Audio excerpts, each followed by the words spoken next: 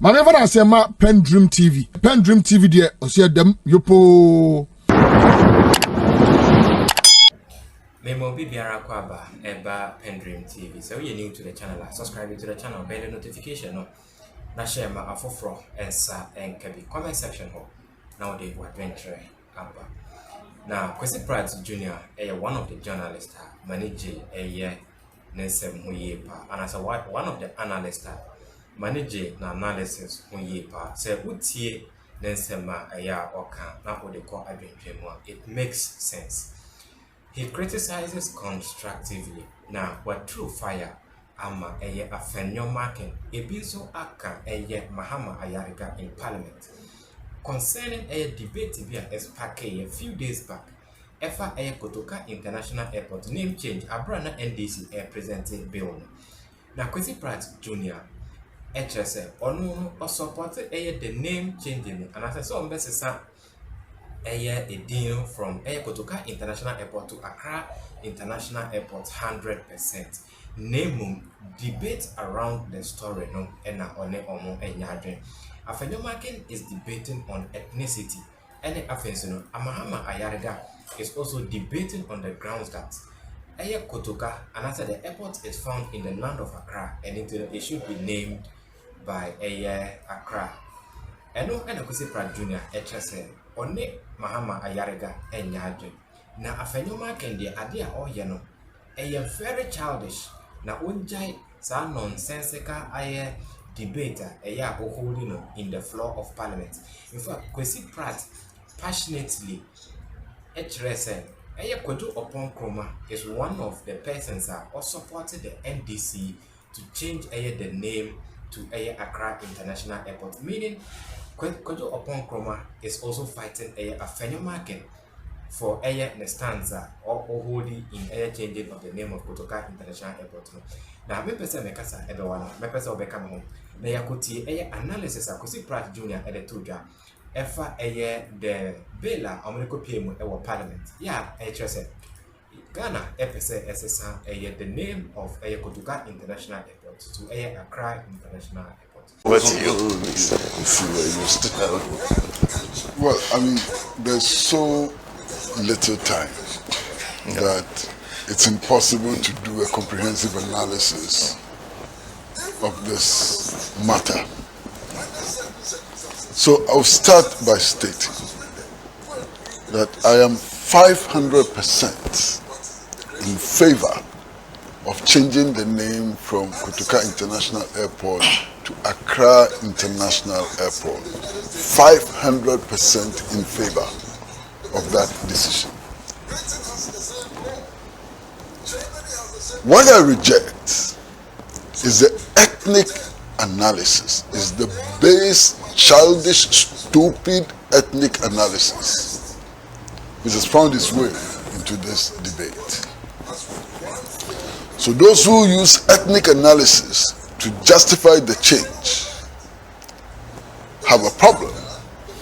And those who use ethnic analysis to attack the change also have a problem. You are building one Ghana. That was the national goal from independence to today. You are building one Ghana. Every Ghanaian national is entitled to the resources in Accra and the resources in Paga equally. The people of Paga are not entitled to the resources of Paga exclusively. In much the same way that the people of Ashanti are not entitled to the resources of Ashanti exclusively. We are building one Ghana. That is the national objective. Look, it's important, as Solomon Owusu said, to recognize the MPP's own recent history. Yes, the MPP went to court and got a court decision saying that all coup d'etats should not be celebrated. That's a decision which the MPP instigated, that all coup d'etats. It was not just the decision. The MPP went ahead and changed Sankara Circle to Obechebi Lante Circle. So the NPP went ahead and took practical action to change the names of structures and places named after coup plotters and persons who executed coups. That is why today we have Akwaje Park instead of Sankara, Akwaje Interchange instead of Sankara Interchange. So if the NPP is to be consistent, it cannot be opposed to this proposal from the Mahama administration. Consistency requires that it toes the line. Now, there is something else which is very significant, and my brother has also mentioned it, that Nkrumah was not an angel. You know, the Preventive Detention Act was whatever. Fortunately, my brother, you are a lawyer. Show me one country, and I mean one country in the world, who does not have a Preventive Detention Act today. Show me one country in the world. If you look at our constitution today, under certain circumstances, citizens' rights are suspended. Go and read the provisions on the Declaration of Declaration of War and so on. Under some circumstances, the Patriot Act in the United States of America, is it not a Preventive Detention Act? The Patriot Act. Britain has the same law. Germany has the same law. So to pretend that only the Nkrumah government instituted this law is dishonest. Because every government in the world has one form of Preventive Detention Act or the other. And Sora was right. It is under the Patriot Act. There are people who are arrested all over the world without charge and trial and dumped at the Guantanamo Bay in Cuba by the United States of America. So let's be fair to the facts. In any case, what was the substantial difference between the Preventive Detention Act and the Protective Custody Law? What was the difference? This was the law under which all CPP activists, including pregnant women, were arrested and detained without charge or trial. So please, let's be fair to the facts. Preventive Detention Act cannot be put on the neck of the Convention People's Party and the CPP alone. Every government has had a Preventive Detention Act one way or the other. You see, we will have enough time to discuss these matters.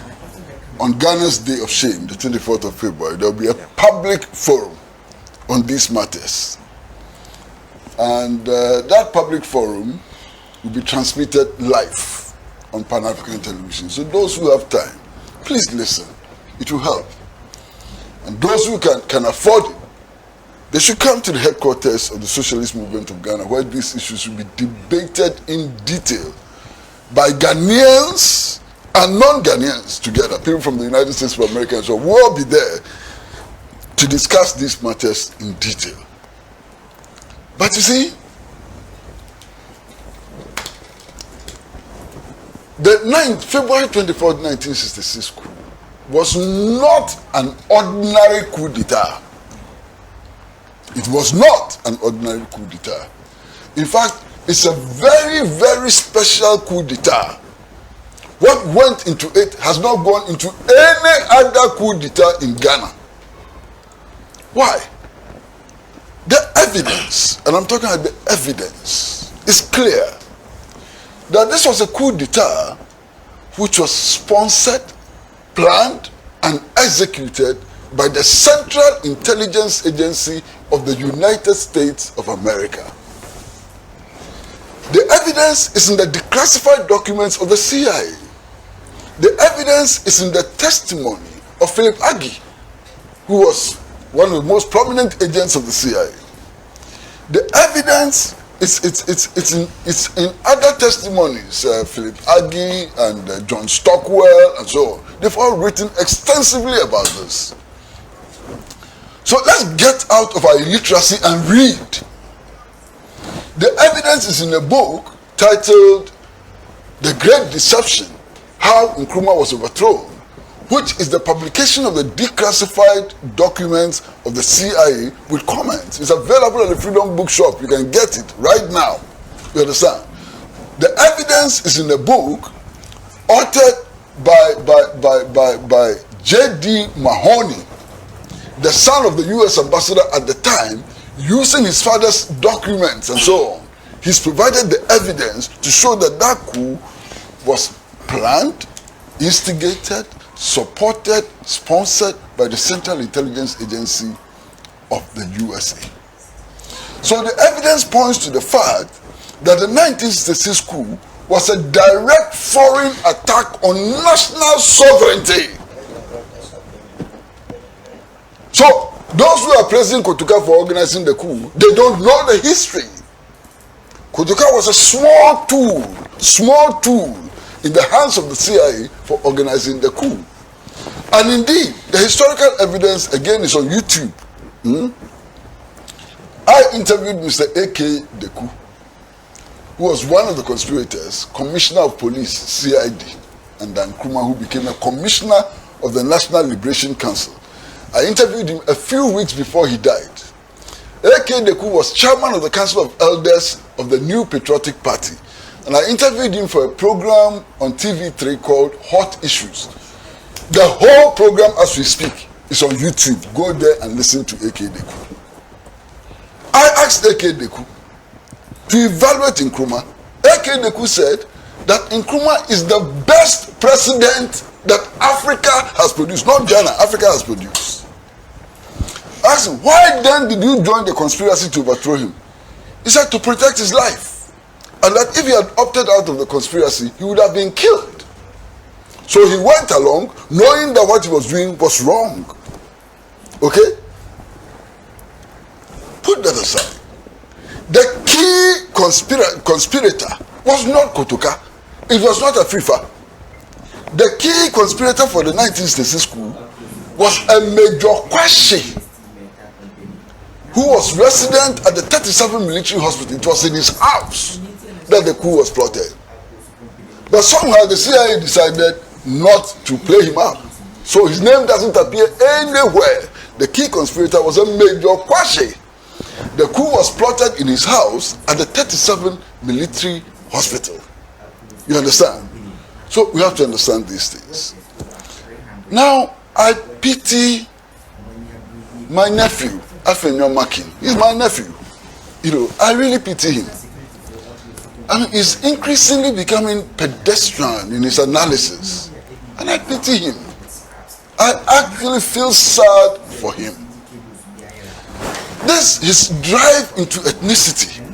Where is the basis? That if you touch Kotuka, you have touched Evers.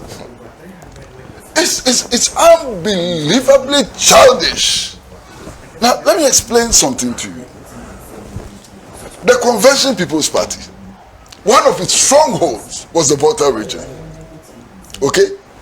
When the coup occurred, what Kotuka and his henchmen did to Voltarians is unbelievable.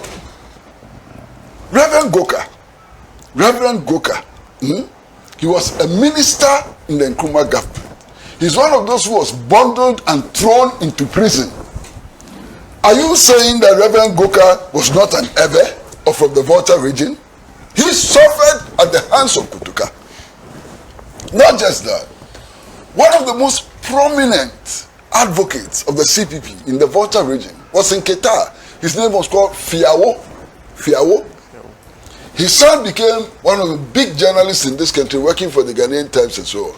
Let them tell you their story about how they were treated after the 1966 coup, and come and tell me that Voltarians will go and struggle because Kotuka's name is being removed. Why? One of the consequences of the 1966 coup was the removal of people from the Volta region and Evers from high offices throughout the country, leading to the filing of the case which became known as Apollo 568. The leader, the person who mobilized and filed the case, was called Salah. He was from the Volta region. to stop this nonsense. Do you know people in the Volta region who suffered? Check. The facts are there. The history is there. People in the Volta region suffered.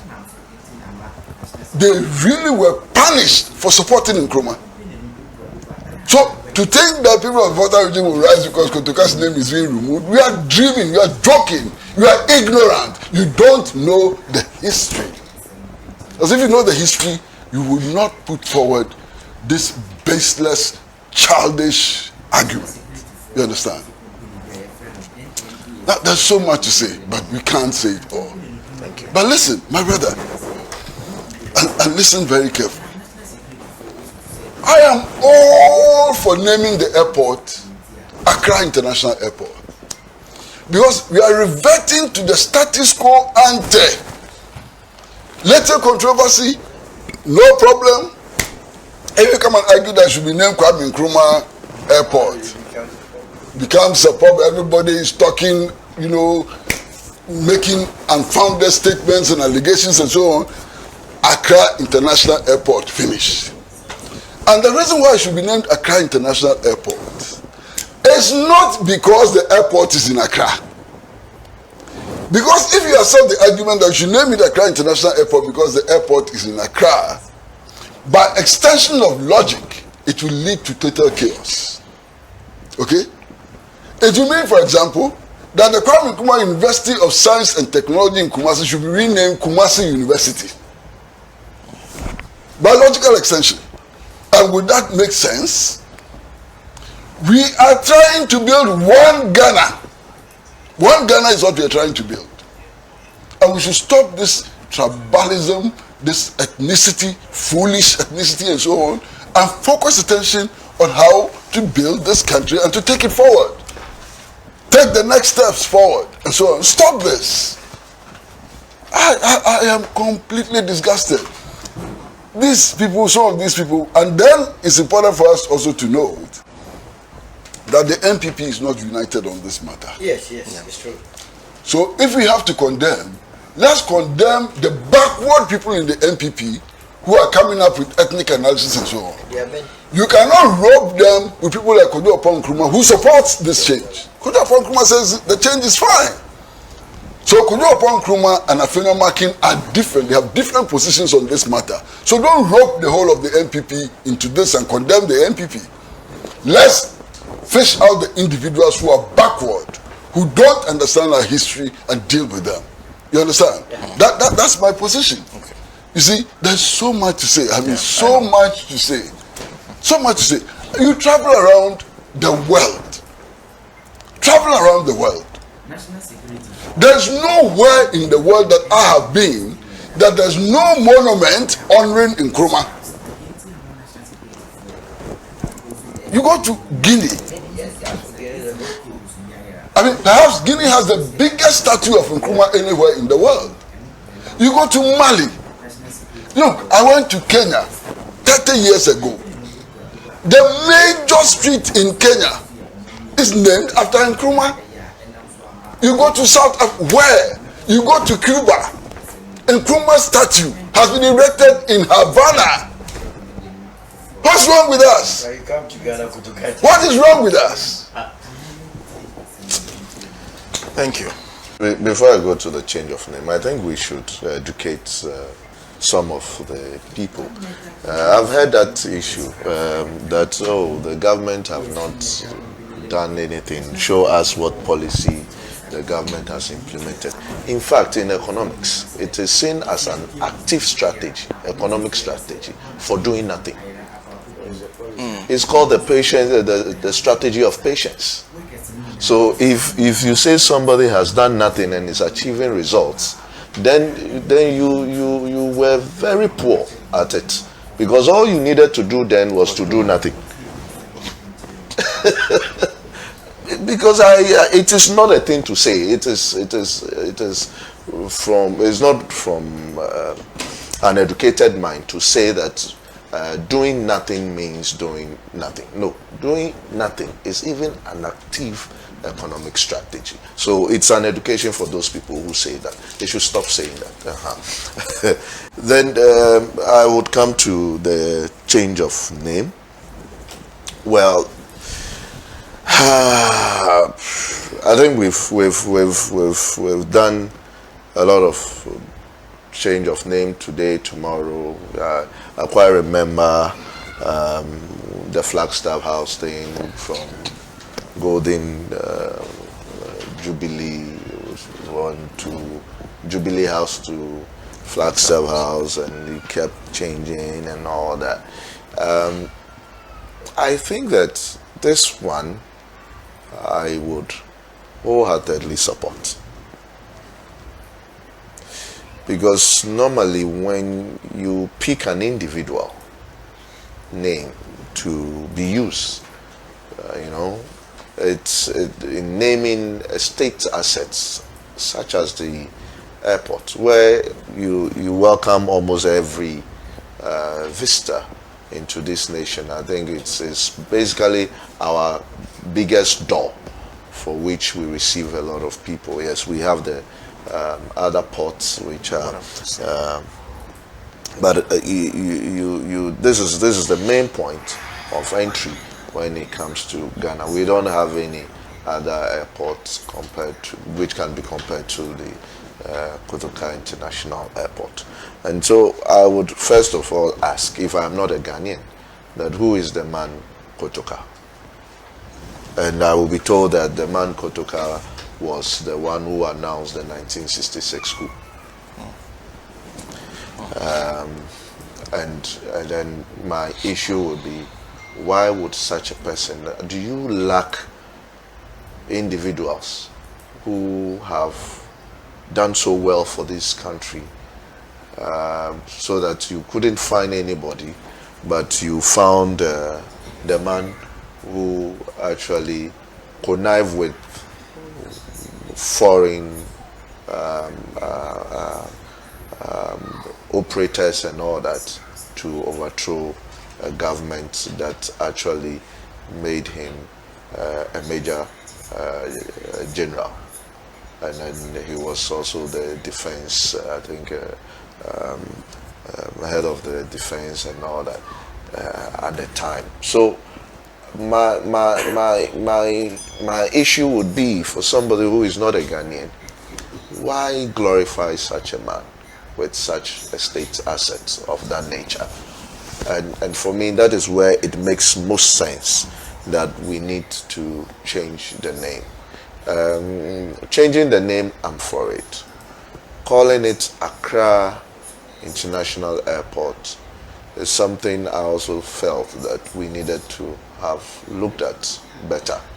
I think a lot of us do not even know the meaning of Accra. We have kind of made all sort of tried to put all sort of history behind it and all that, and I have seen a lot of it, and I don't know which one is true and which one is not true.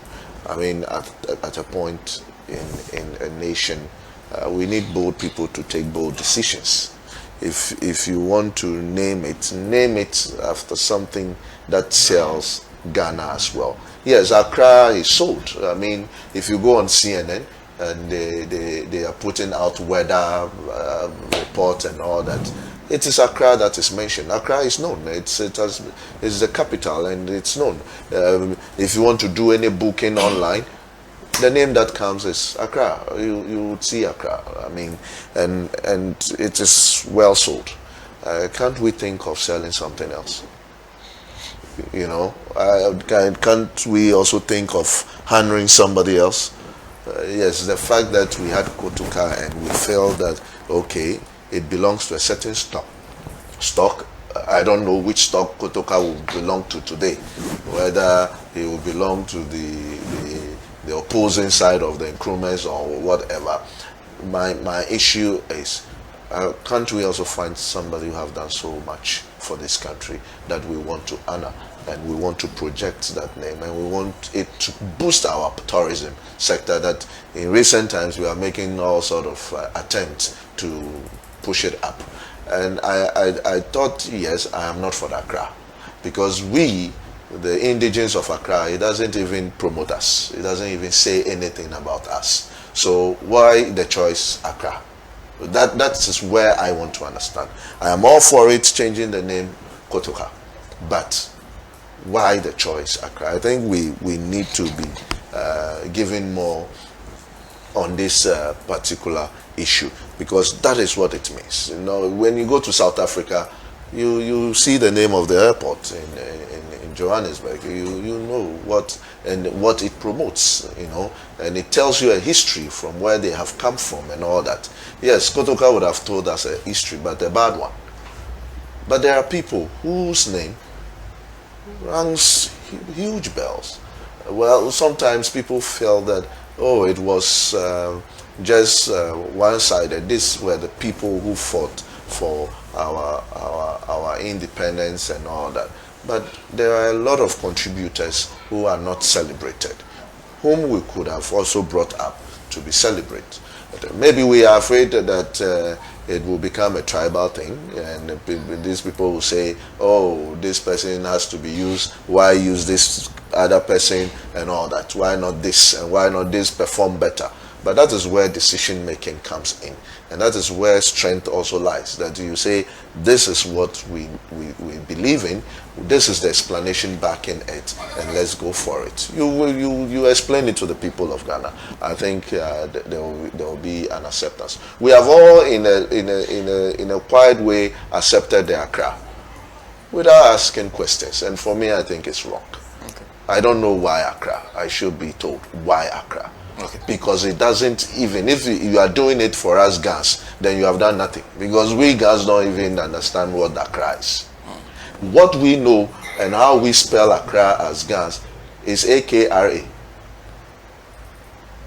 We don't spell Accra ACCRA. All documents that dated back in the 1800s was spelling Accra for us Gans as AKRA. And I don't think it was a Gans spelling as well. Okay. So what is the essence and what is the reason behind the name, the new name being adopted? That I think we need to know. I'm confused as to the reason why the name is being changed. And the things that I hear, I was not too sure whether that is the only reason, but it appears that that is possibly the only reason. That is Kotoka being a coup maker. Kotoka being part of the people that overthrew the greatest man Africa had over the last century, that is Dr. OppongNkrumah. I believe in his ideas and everything. But truth be told, we shouldn't let it look like Nkrumah was a saint and Nkrumah shouldn't be touched. A similar thing resonates with me when you look at Akufo-Addo in his first term of governance and his final years. The NDC will always hammer on the final years of Akufo-Addo. But don't forget that Ghanaians renewed his mandate in 2020 after leading the nation so well. So to say, if the argument is that Kotoka, and to start with, I am against coup d'etat. I am against it no matter what. So if the argument is that Kotoka was a coup maker, then we should be ready to change all monuments in this country that have been named after people who have led coup in this country, especially those who toppled constitutional regimes, like President Rawlings. His name is all over. The Rawlings Circle. So if our NDC folks are all for the change of the international airport, I expect them to advance the argument to that direction as well, unless there are other issues that are not coming up. One thing that I find, probably, and that is where my senior brother Nee ended it, is with the Gans advocating that such monuments should be named, because it's on their land, it should be named after prominent people, Gans, especially the past chiefs and stuff like that. I am all for it. I don't have any issue whatsoever against. But they should also remember that, yes, the airport or the monuments being on your land does not necessarily means that it is your resources alone that was used in developing them. So what has been taken from you will be your land. That is your contribution. What about the building of the monument? What about the people who farmed their cocoas and their cocoa, the profits thereof, who are used to fund them? So if you say that it should be named after you because it is your land, just for that reason, I think it should be problematic. I heard Eric Ejay, I think he's a spokesperson for Ghana Dangbe Youth also. Yes, I heard him over the week saying that if the Kumasi International Airport has been named after a chief, that is Nana Prempeh, Ajiman Prempeh the first, and therefore the Accra Airport should also be named after a Ghana chief. If they are not naming the Accra Airport after a Ghana, then they should go and change the Kumasi one. I think he has a strong point. He has no point at all. No. Please let me learn. He has a strong point in as far as using the names of people celebrated heroes for monuments of that nature. But if you make the argument that if the Kumasi one is not changed, if we don't change from Accra to maybe Ni so and so, maybe Ni Anan International Airport, then the Kumasi one should be changed. Then it means you don't have any good cause for fighting for what you want us to believe that you are fighting for. That is the issue I have with him. We are building a nation, and therefore we should look at it in that light. Let me provoke the discussion a little bit at this point. Kotoka's name being there, the people who named it after Kotoka were happy doing that, and the name has remained till now. We find it wrong that he was a coup maker and therefore the name should be changed. That's why I started by saying that yes, I believe in Dr. Kwame Nkrumah, but we shouldn't let it seem as if he was a perfect man. During the dying moments of Dr. Kwame Nkrumah, from what I have read, I believe he was not as perfect as some wants us to believe. A typical example, yes, PDA was lawful, and I know Uncle Kwesi laugh. It was, yes, within our laws, but not all things that are lawful are permissible. That is what I will say. So let us know that in the dying days of Nkrumah, this I have read that even the Ghana flag, the CPP flag, became the flag of the Republic. And then Ghana was virtually turned into a one-party state. So if you, like for example, I was having a discussion, one NDC person, no, CPP person said was that because of the bombing he needed to do that. That is why we have Guantanamo Bay. That's the name. Guantanamo Bay. Yeah. That the Americans are sending people there without trial. Is that the best way to lead as leaders? So I cannot agree with that point that because people, which is a very bad thing, wanted him out, he could fashion the law in such a way that it was going to suit him alone for him to remain as a president forever. If, for example, President Mahama, people are after his life, does it mean we should pass an act like PDA?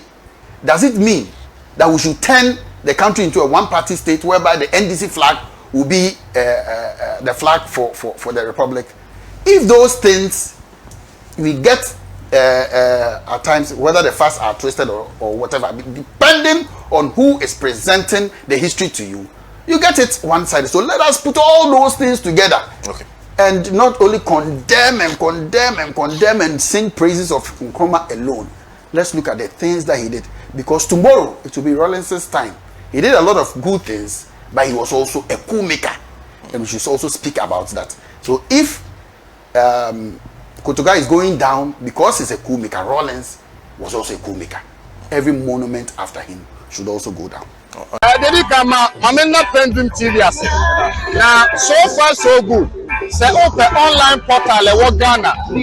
Nipa share, nipa follow, nipa comment here.